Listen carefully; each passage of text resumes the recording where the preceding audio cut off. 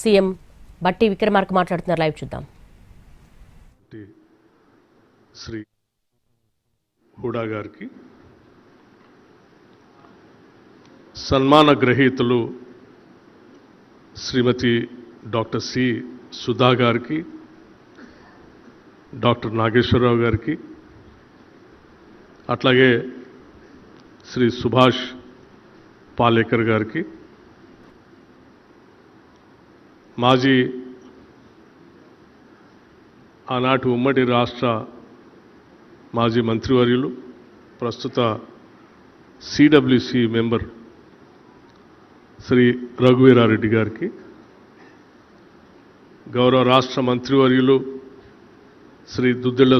శ్రీధర్ బాబు గారికి, మనందరినీ ఆహ్వానించి కార్యక్రమం గురించి ముందుగా వివరించినటువంటి మిత్రులు ఎంఎస్కో విజయ్ కుమార్ గారికి, ఎదురుగా కూర్చున్నటువంటి డాక్టర్ వైఎస్ రాజశేఖర రెడ్డి గారి అభిమానులందరికీ, ముఖ్యంగా వేదిక పైన కూర్చోకపోయినప్పటికీ సభికుల మధ్యలోనే కూర్చొని డాక్టర్ వైఎస్ రాజశేఖర రెడ్డి గారి అత్యంత ఆప్తులు మిత్రులు డాక్టర్ కేవీపీ రామచంద్రరావు గారికి, పాత్రికేయ మిత్రులారా, అందరికి కూడా ముందుగా నా హృదయపూర్వకమైనటువంటి నమస్కారాలు. డాక్టర్ వైఎస్ రాజశేఖర రెడ్డి గారి మెమోరియల్ అవార్డుని ఈరోజు చాలా దుర్దినం. ప్రజల హృదయాలను గెలుచుకున్నటువంటి ఆనాటి ముఖ్యమంత్రి గారు మనందరి నుంచి దూరం అయినటువంటి రోజు. వారి జ్ఞాపకాలన్నింటినీ గుర్తు చేసుకుంటూ ఈరోజు మనం అందరం ఇక్కడ వారి మార్గంలో వారి కోరికల మేరకు పనిచేస్తున్నటువంటి కొద్దిమంది వ్యవసాయానికి సంబంధించినటువంటి పెద్దల్ని ఈరోజు సన్మానించుకుంటున్నాం. డాక్టర్ వైఎస్ రాజశేఖర రెడ్డి గారి పేరు మీద జయంతులు వర్ధంతులు చేసుకునే కార్యక్రమమే కాకుండా ఆ సందర్భంగా వారు చేసినటువంటి పనులన్నింటినీ మనం గుర్తు చేసుకుంటూ భవిష్యత్ తరాలకి అందించాలనేటువంటి ఆలోచనతో మొన్న జరిగినటువంటి 76వ జయంతి సందర్భంగా డాక్టర్ వైఎస్ రాజశేఖర రెడ్డి గారి పేరు మీద ఒక ఫౌండేషన్ని ఏర్పాటు చేసి ఆ ఫౌండేషన్ ద్వారా వారికి అత్యంత ప్రీతిపాత్రమైనటువంటి వ్యవసాయ శాఖలో సేవ చేస్తున్నటువంటి వాళ్ళకి ముందుగా ఒక అవార్డు ఇవ్వాలనేటువంటి ఆలోచనని ప్రకటించడం జరిగింది. దాని గురించి ఆలోచన 75వ జయంతి సందర్భంగా ఆలోచన చేసి 76వ జయంతి సందర్భంగా ప్రకటన చేయటం జరిగింది. ఆ ప్రకటనలో భాగంగానే ఈరోజు భారతదేశంలోనే వ్యవసాయ రంగంలో రైతులు వాళ్ళ శ్రమ, వాళ్ళ ఇబ్బందులు, ఉత్పత్తికి సంబంధించినటువంటి కార్యక్రమంలో భాగంగా సేంద్రియ వ్యవసాయం ద్వారా ఈ దేశానికే కాదు ప్రపంచానికి కూడా ఒక సందేశం ఇవ్వాలనేటువంటి ఆలోచనతో పనిచేస్తున్నటువంటి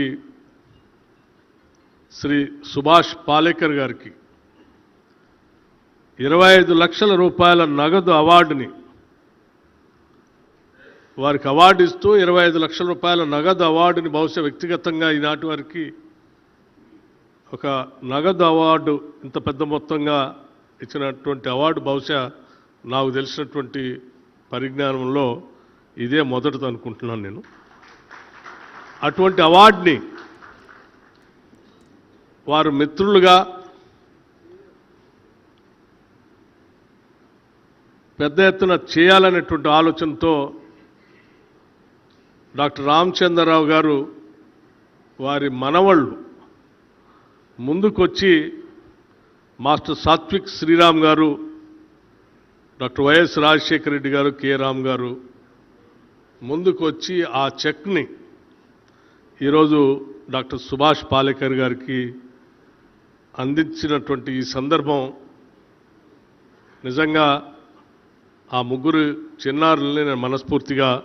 అభినందిస్తూ ఉన్నాను. ఈ అవార్డు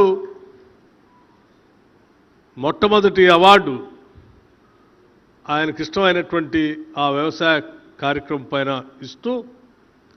భవిష్యత్తులో కూడా ఈ అవార్డు ప్రతి సంవత్సరం కూడా ఇవ్వాలనేటువంటి ఆలోచన ఈ ఫౌండేషన్ ద్వారా వారి మిత్ర బృందం అందరూ కలిసి చేస్తున్నటువంటి ఈ కార్యక్రమాన్ని మనస్ఫూర్తిగా అభినందించడమే కాకుండా మనమందరం కలిసి వారి ఆలోచనల్ని వారి మార్గాన్ని ముందుకు తీసుకొని పోవటం కోసం ప్రయత్నం చేద్దామని ఈ సందర్భంగా నేను మనవి చేస్తూ ఉన్నాను. డాక్టర్ వైఎస్ రాజశేఖర రెడ్డి గారు రాష్ట్ర కాంగ్రెస్ కమిటీ అధ్యక్షుడిగా ఉన్నప్పుడు, అలాగే కాంగ్రెస్ లెజిస్లేచర్ పార్టీ నాయకుడిగా ఉన్నప్పుడు, ఆ తర్వాత రాష్ట్ర ముఖ్యమంత్రిగా అయినప్పుడు కూడా వారితో కలిసి పనిచేసేటువంటి అదృష్టం, భాగ్యం నాకు కలిగింది. 2007లో మొట్టమొదటిసారి స్థానిక సంస్థల నుంచి శాసన పరిషత్కి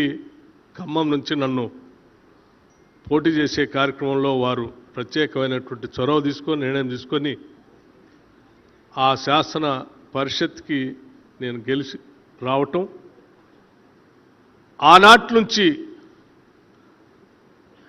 తిరిగి 2009 శాసనసభ ప్రవేశించే నాటి వరకు కూడా చట్టసభల్లో ప్రజాపాలన గురించి, ప్రజల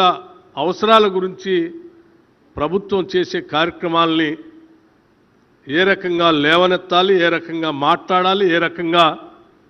వాటి అమలు చేసే కార్యక్రమంలో భాగం ఎట్లా పంచుకోవాలో వారి దగ్గర నుంచి చాలా స్పష్టంగా నేర్చుకున్నాం. ఆయన కాంగ్రెస్ లెజిస్లేచర్ పార్టీ నాయకుడిగా ఒక సుదీర్ఘమైనటువంటి పాదయాత్ర, మండు టెండల్లో ఆరోగ్యాన్ని కూడా లెక్క చేయకుండా కొన్ని నెలల పాటు నడిచి ఈ రాష్ట్రంలో, ఉమ్మడి రాష్ట్రంలో ఆ రోజు రాష్ట్రంలో ఉన్నటువంటి ప్రజల యొక్క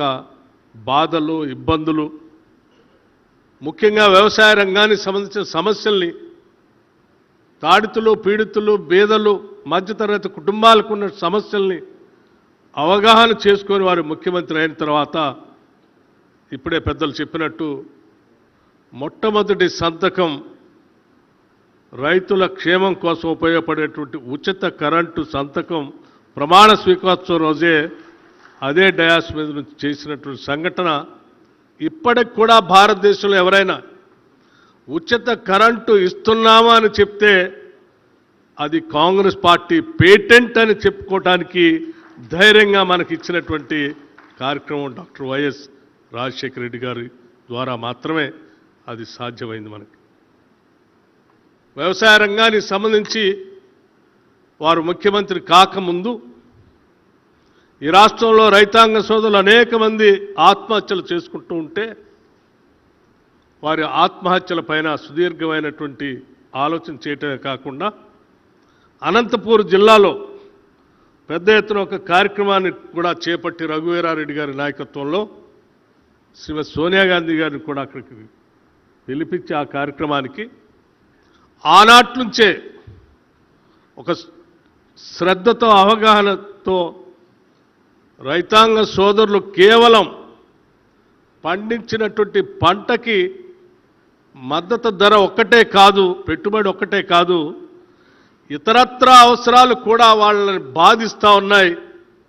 ఈ గ్లోబలైజేషన్లో పెరిగినటువంటి విద్య, వైద్యం పైన పెరిగినటువంటి ఖర్చులు, వ్యవసాయం మీద పెట్టే పెట్టుబడి, వీటన్నిటినీ కలిపి వారిని ఆత్మహత్యలకి దారి తీస్తున్నాయి. కాబట్టే ఆ రైతాంగ సోదరులకు పెట్టుబడి పెట్టడానికి అయ్యేటువంటి ఖర్చుకు సంబంధించిన ఉచిత కరెంటుతో పాటు టైమ్లీ ఇచ్చేటువంటి లెండింగ్తో పాటు వారి పిల్లల చదివించడానికి పడేటువంటి కార్పొరేట్